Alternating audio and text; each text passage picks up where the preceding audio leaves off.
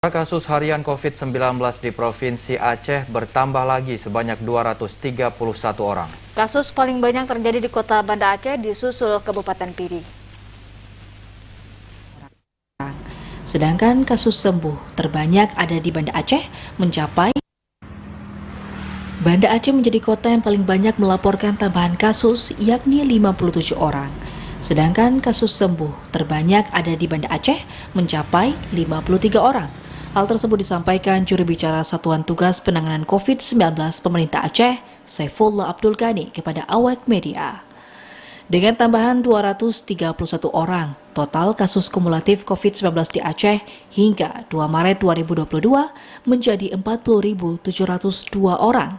Sementara pasien yang dinyatakan sembuh sebanyak 78 orang, sehingga total kasus sembuh penyintas COVID-19 di Aceh sebanyak 37.033 orang.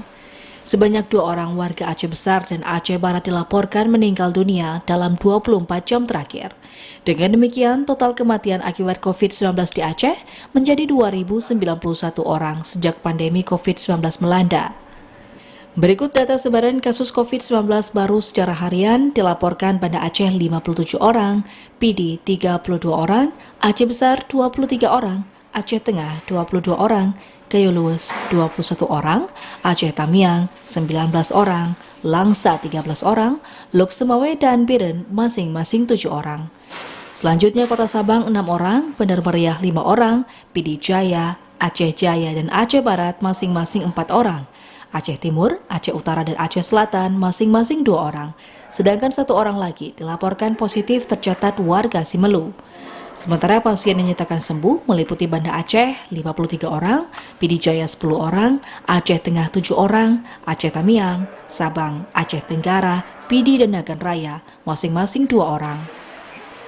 SAG juga melaporkan peta zonasi resiko COVID-19 berdasarkan data analisis Satgas Penanganan COVID-19 pertanggal 27 Februari 2022 kini tidak ada lagi zona hijau di Aceh. Aceh Tamiang, Lok Semawe, Aceh Besar, Banda Aceh, dan Sabang merupakan zona resiko sedang dengan notasi warga oranye. Sedangkan 17 kabupaten kota lainnya zona kuning. Fajar Riana, TVRI Aceh melaporkan.